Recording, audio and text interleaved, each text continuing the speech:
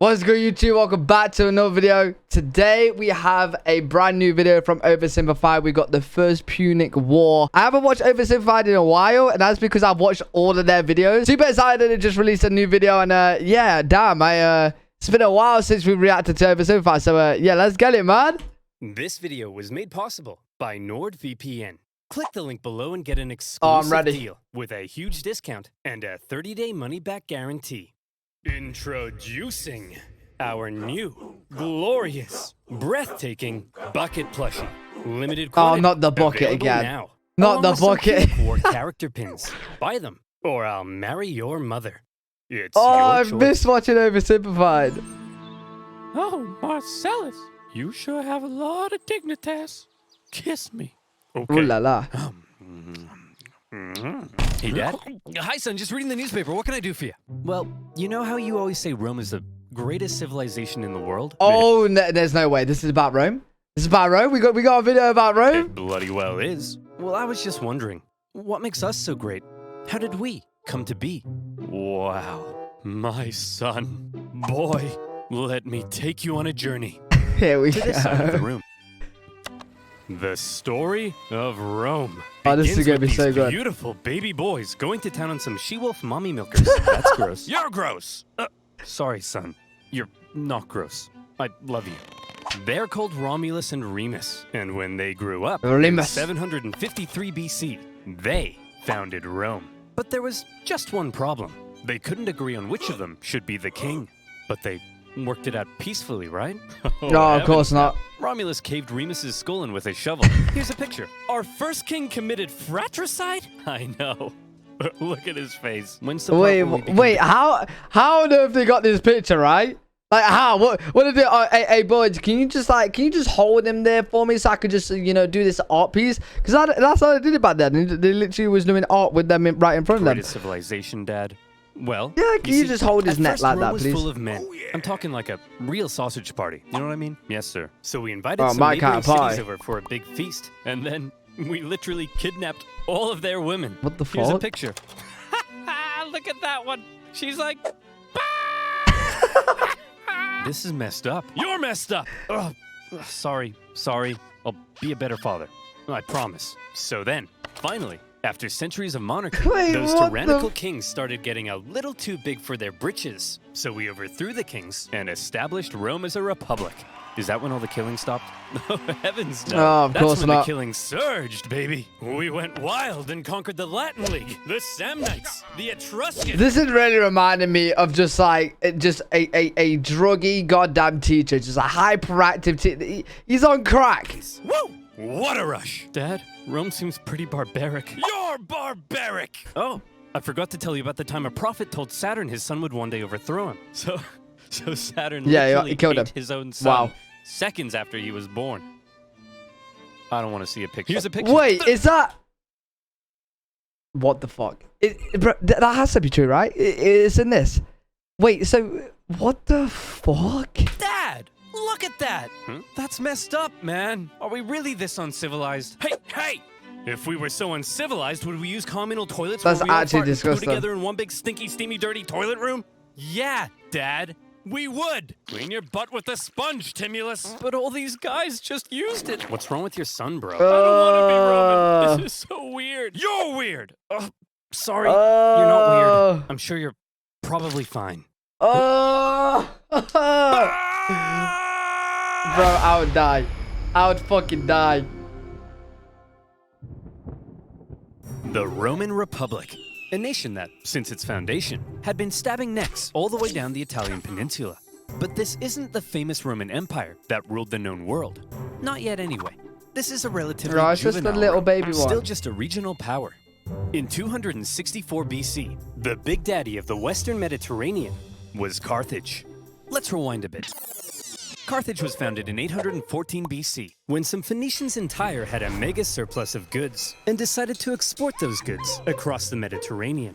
They became the dominant trading power in the region, and to support their growing trade network, the Phoenicians established a number of colonies, one of which was Carthage. Therefore, Carthage began its life as a Phoenician. Bro, what the? Alright, that looks sick. I can't like that. Actually looks and the sick. Carthaginians were actually Phoenicians, or if you're a Latin-speaking Roman, they were Punic. Hence the name of the video. Over the centuries, Carthage gradually expanded and became the region's base of power. Just like Rome, Carthage was a semi-democratic republic with its own senate and judiciary. But there were also some pretty hefty differences between the two. While Rome was big into farming and stabbing people in the neck, the Carthaginians, on the other hand, just like their Phoenician forefathers, had built their power through trade and navigating the waves. They went here and there. I just love how it portrays them. Gold and slaves. And as a result, they were rich. Rolling in it. Whenever they weren't busy swimming around in their copious hoards of money, in their spare time, they also possibly enjoyed sacrificing their children to Baal, the god. Bro, what is up with the like, bro? What's going on back in the day? You got fucking like people eating their kids because they're being told that the kids are gonna overthrow them, right? And then you got these like sacrificing kids. Like, what the fuck is going on? Check my notes. Ah, yes. Plant fertility. Oh boy, these figs aren't looking too hot. Maybe if I throw my son into a burning pit of fire, they'll grow. Have you tried watering them, Dad?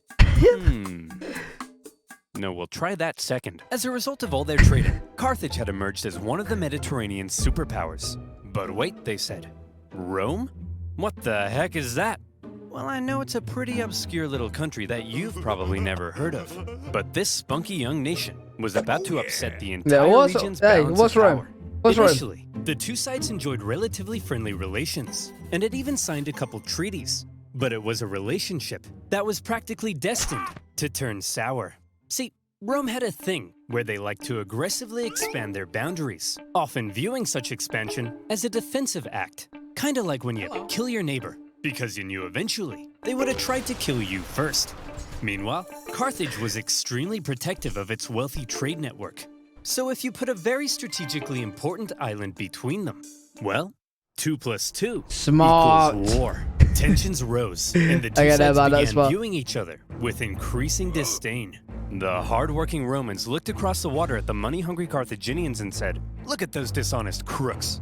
Bet they've never done an honest day's work in their lives." And the Carthaginians looked back and said, "Look at those simple-minded brutes. Bet they've never sacrificed a baby in their lives." Yeah. While war between the two superpowers seemed inevitable. Hey, they can't be cheering for that, right? Their king literally ate a fucking I forgot when it was, but their king literally at some point ate a fucking baby because he was told he was gonna overthrow him. You can't, you know what I mean? They win. Was a little unexpected. The whole thing began with a few simple mad lads on a wild night out. These mad lads are called the Mamertines. They were Italian mercenaries employed by the tyrant of Syracuse here. But when he died, his successor said, "Sorry, fellas, we don't need any big burly men with sharp sticks anymore. You can all go home." Aww. The Mamertines, as it turned out, didn't want to go home. So instead, they went to the nearby town of Messana and said, "Hey man, we are but poor little buff boys without a home. May we come in?" Aw, poor fellas. Sure thing. Just so long as you promise not to massacre all of us. We promise. The Mamertines then massacred all of them. Of course. Well, not all of them. Just the men. Oh, we can never expected this. Families. Ha!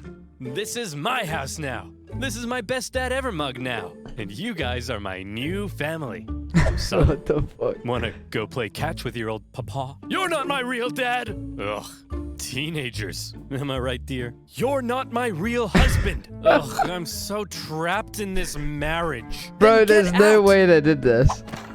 No. Messana was now controlled by the Mamertines, and they began raiding up and down the Syracuse I love how coast. they're making it like so fun of a way of like how it happened, but instead they probably just went there and just fucking, you know, killed them and fucking, you know what they did back then with the women. When the new ruler of Syracuse saw this, he wasn't happy. The Syracusans began fighting back, and in response, the Mamertines said, "Oh crap, they're fighting back? What do we do? Quick, we'll convince the Carthaginians to come and save us." Oh no! We're in trouble. And we need a big, strong empire to come and rub our bellies. Why are you saying it like that? If I was a big, strong empire, I think I'd like to be seduced.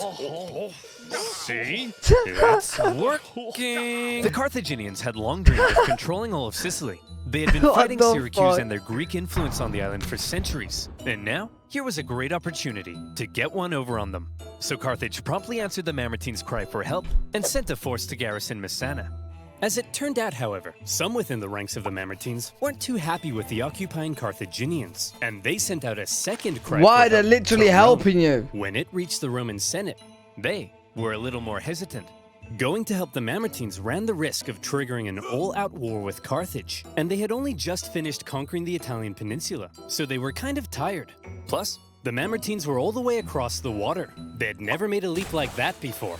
So you would assume that to avoid any conflict with Carthage, the exhausted Romans would probably sit this one out. But you would assume wrong. Rome just couldn't resist a good chance for war. Of course. Why?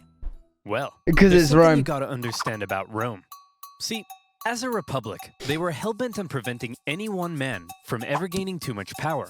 And so rather than having one leader, Rome had two, called consuls, who shared power. These consuls could also only serve for 1 year at a time before new consuls were elected. These measures to limit the Wait, powers what of the the consuls fuck? were noble, but had an interesting side effect. The consuls knew they had just 1 year to try and gain as much glory and prestige as possible, something that was very important in Roman society. And the best way of gaining glory and Holy prestige? shit. Military victory, of course. The Roman political system basically ended up encouraging these consuls to go out and be as aggressive as your Italian grandmother when you don't eat all the spaghetti. And so the glory-seeking consuls convinced the people to vote in favor of going to Messana. And in they went. Upon the arrival of the Romans, the Carthaginians in the city Well, they're not wrong. Because now there's going to be millions and millions and millions of people watching even these videos about this war. So this consul was right, like, to go to war with this. Because now he's known in the books for what he wants to be known for. amongst the confusion He's were not forced wrong. to leave. Now, in contrast to Roman aggression, the Carthaginian military had a slightly different philosophy. All right, kids, listen up. If you want to grow up to be Carthaginian military leaders, there's a few things you have to understand. If you fail to succeed on the battlefield, that's a crucifixion. Showing cowardice, that's a crucifixion. Hello, sir. What are you doing here? Aren't you meant to be in Messana? Yeah, but the Romans showed up. So That's you a crucifixion. just left? Sure did. Oh, you better believe that's a crucifixion. The Roman consuls were awarded for victory and therefore tended to be aggressive go-getters. By contrast, the Carthaginian generals were brutally punished for failure, and so they tended to be more cautious and restrained. This dynamic is helpful for understanding some of the crazy things that happened during the Punic Wars. So, the Romans have crossed over to Messana, and now there was some red on the island. Hit that panic Here we button. go. This turn of events was unacceptable to both Carthage and Syracuse, so the traditional enemies teamed up to kick the Romans off their island. They surrounded the city and said, "Hey, you jerks! This isn't your island! Come out of there at once!" Okay, we're coming. See, Phil, you just gotta speak with authority. That's what being an alpha male's all about. Hey, man. Oh, you brought your weapons and armor? No, I didn't mean... Oh, crap. Out the Roman legions came to engage the Carthaginians in battle, and they sent... Hey, why do the Carthaginians not have any weapons? What's going on here?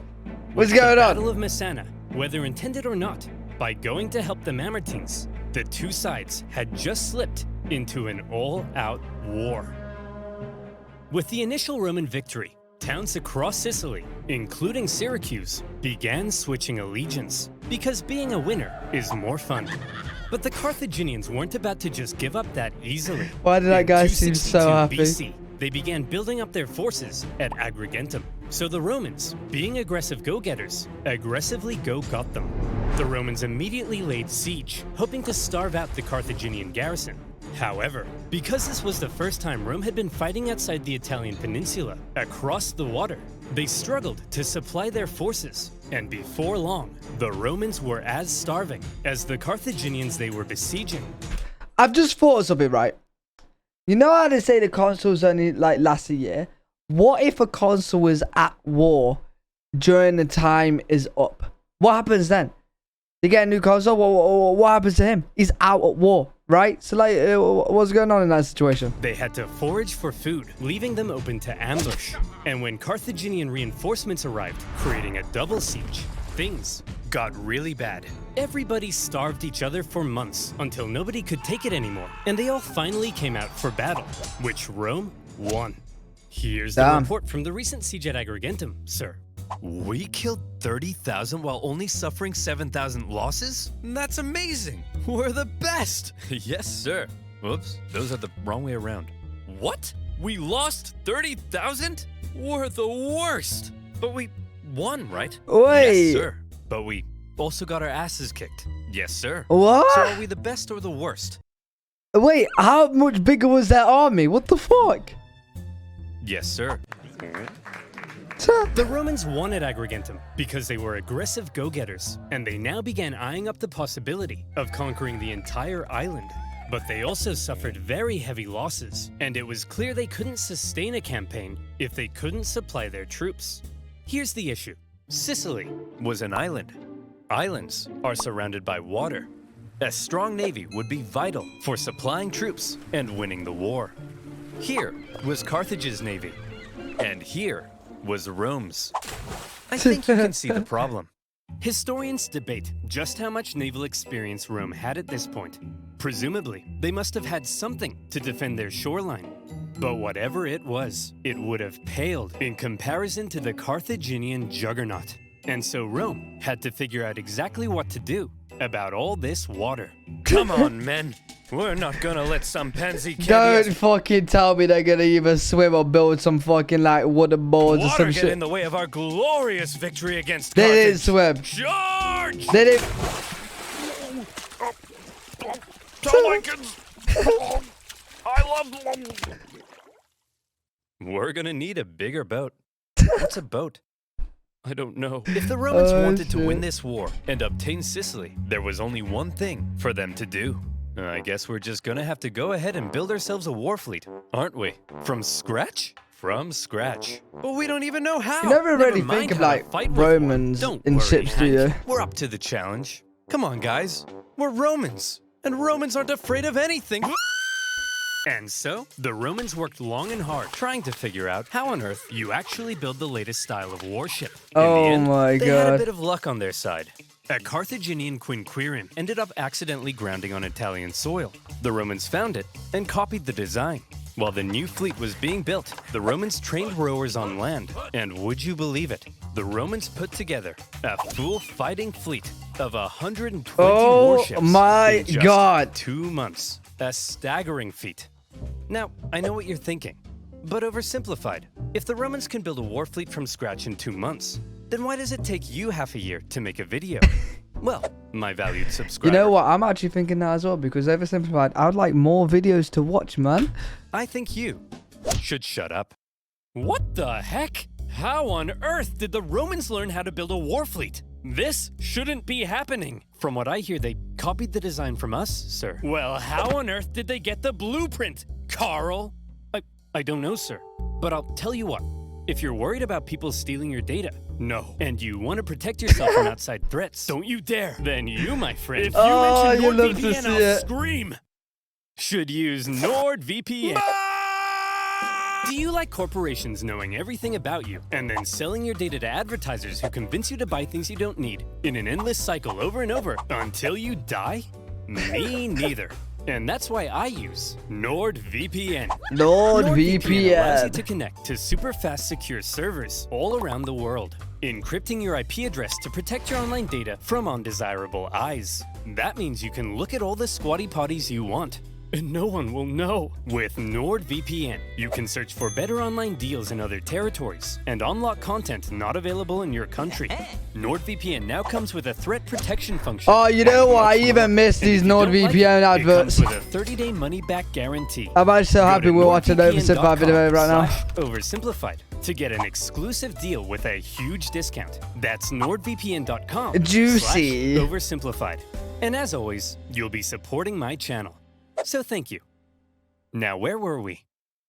Oh yeah, the siege at Agrigentum, supply issues, and building a war fleet. So now the Romans have a navy, and it's time to put it to the test. But how does one wage ancient naval warfare? Easy. All of the ships had giant bronze rams on the front, so all you had to do was outmaneuver the enemy and give him the jimmies. Alright, Easy yeah, as I've heard pie. about this. And so the aggressive Romans set out for some good old-fashioned jimmy giving. The consul, Gnaeus Cornelius Scipio, set out for the town of Lipara. They're basically believing the playing bumper garrison cars, there but wanted boats. to join the Romans. Bumper boats. As he entered the harbor, however, he found himself trapped by a Carthaginian fleet. And in the following skirmish, he was completely outmatched. The Romans may have had a brand new fleet, but when it came to engaging in actual combat, their inexperience showed. There was just something better about the Carthaginian ships. Oh wait, every boat had this ram. I thought we were saying that the Roman boats had the ram at the front and they had a little bit of an advantage, but no, they all had it. The Carthaginian rowers had nicer abs. The entire Carthaginian empire had been built on expert seamanship. So when it came to water, the Carthaginians were better and the Romans were wetter. In their initial skirmish, the Romans were beaten so badly that the consul, Scipio, was given a nickname, Asina. And if you're wondering what that means, Yeah. just drop the Ina. So what were the Romans to do? How could they possibly stand up to this Carthaginian superpower? Well, Wait, does that there's actually mean something you ass gotta in Roman? understand about the Romans. Back when they found that In Carthaginian Italian? ship, Yeah. Wait. Roman numerals, right? I'm gonna sound really dumb here. The Romans, they spoke. Fuck. Not Latin. Not Italian though, right? Roman. Bro, what the fuck did the Romans speak? and copied its design. The That wasn't Latin's the one-off Greek. thing. I swear. Copying their Oh my enemies God. was as Ignore Roman me. as Ignore me. punishing murderers by sewing them into a leather pouch with a monkey, snake, and rooster, and then throwing them into a river, which is a thing they did. Wait, what was I talking about? Oh yeah, copying their enemies. Wow. Many of the most famous Roman inventions were actually borrowed. Aqueducts, chariot racing, their gods. Even in warfare, the Romans would get pierced by a Sabine javelin, and they'd be like, wow. They'd get hacked to bits by an Iberian sword, and they'd be like, wow. And they'd copy the designs for themselves. However, they wouldn't just copy it. They would advance it. Yeah, finding make ways it to better. Adapt it as perfectly as possible. Oh my God, And look in at the that case guy. of naval warfare, the Romans realized if they wanted to beat the Carthaginians at their own game, they would have to adapt. The Romans excelled at combat on land, not on water. But what if, they said, we could somehow turn a sea battle into a land battle? Sounds crazy. Dun dun dun. Right? Well, they made a couple of tweaks to their warship, and look, here they come again. They must love getting their asses kicked. Wait, are they gonna try and sir, like jump onto What's their that boat? tall thing sticking out of their ships? What the fuck? They really are idiots. Look at that thing. That'll make them blow over. I mean, look at... Bob! Bob! Get your camera out! Take a picture of it! I mean, how stupid can you be? You already know he's dying, Let's don't just you? add a big wooden You already tower know. to our ship that'll weigh us down and blow us over in the wind. I mean, what does that thing even do? Oh The shit! Romans had built a big swinging spiked gangway Love called the it. Corvus. So when the Carthaginian ships approached to ram them, the Romans would just slam them. The Carthaginians tried going around. No problem. It's actually really the smart. Corvus could swivel. Try going behind. The Romans would huddle to the coastline. It was foolproof. Those big, sexy Carthaginian rowing muscles could flex all they want, but they were no match for the Roman mind. So ladies, you see, what really matters is what's on the inside. Please go out with me. And with that, the Romans, who had only just recently began dabbling in the art of naval combat, thanks to their ingenious Corvus, had just managed to outclass the Mediterranean seafaring superpower. The I'm actually Carthaginians quite were impressed with that, I stunned, can't lie. And the general in charge of the defeated Carthaginian fleet, well, You better believe that's a crucifixion. Oh, of course it is. With Of their course it is. newfound This control of goddamn the fucking seas, school. The Romans could now more easily blockade coastal cities and supply their legions on land. Surely, the Romans were now free to unleash their aggression all over the island. Haha! Hey Carthaginians, what are you gonna do now that we're free to rampage across the island? We're gonna go inside these walls and close this gate. Oh, come on, guys. Stop messing around. Come out so we can kill you. No. Oh, come on. No. Oh, no. To counter the new Roman I know, supremacy, you got the Roman mind. Carthaginians decided to engage in a defensive war of attrition, forcing the Romans to engage in siege after lengthy siege. All right, we're talking about the Roman mind, and you got this guy punching the goddamn wall. The ladder. The war in Sicily became a long, hard, back-and-forth slug. One by one, cities slowly fell as the Romans gained ground. Occasionally, the Carthaginians countered and even pushed them back, only for the Romans to rebound again. And whenever a city did finally fall, the Romans could delight in slaughtering the entire population and selling any survivors into slavery, which Wow. was pretty standard procedure at the time. In general, the campaign on land was progressing much slower than the Romans had hoped, and quite frankly, they were getting sick of it. So in Yeah, I'm pretty sure at this point, the current console is gone now, right? 256 BC, how long did this last? they decided that something had to change. Hey everyone, my name's Marcus Attilius Regulus, and I'll be one of your consuls for this year. Oh, here we As go. I'm sure you all know, Sicily's being a bit of a drag. Sure, I could go and spend my entire year as consul besieging one single city, but they'll never make a naked statue of me for that. So here's the new plan. I'm gonna skip Sicily entirely, take my army, and go right for the heart of Carthage itself. I'll slaughter the men, enslave all the women and children, and when I return, you'll all build 1,000 naked statues of me. Marcus, that women and children stuff, that seems pretty evil and barbaric. No, Jim, it's perfectly normal in the ancient world. Sometimes we even chop their pets in half. Oh, what the fuck? Okay, guys, looks like the Romans are coming straight for us this time. And what will they do when they get here? They'll kill us all. They'll massacre each and every last one of us. They may even chop our pets in half. That's barbaric! No, Rob, it's actually pretty normal for the time. We'd do the same to them. Who'll protect us? Bro, Funny you should why? ask, Mary. That's kind of why I called this meeting. Why would you Who actually chop will the pets in half? protect That makes no sense. Protect our families, our homes, our children. You guys? Ha! Don't make me laugh. Where's he going with this? Why, you're just a bunch of stupid and weak farmers. Simple-minded buffoons. Cowards. Fools. Rob here thinks enslaving women and children is barbaric. You're a snowflake, Rob. Yes, you are. The fact is, He's if got a the massive Romans army. manage to land on African soil, we're all gonna die. Oh, A sick. terrifying, Sick. hideous, unspeakably painful death. Is that the end of that speech? Yes. The Carthaginians had to stop the Romans from ever landing in Africa. Did they not have a because they fucking believed army? That would be the end. So as the Romans were building an invasion fleet, the size of which the world had never seen before, the Carthaginians were preparing an even bigger one to stop them.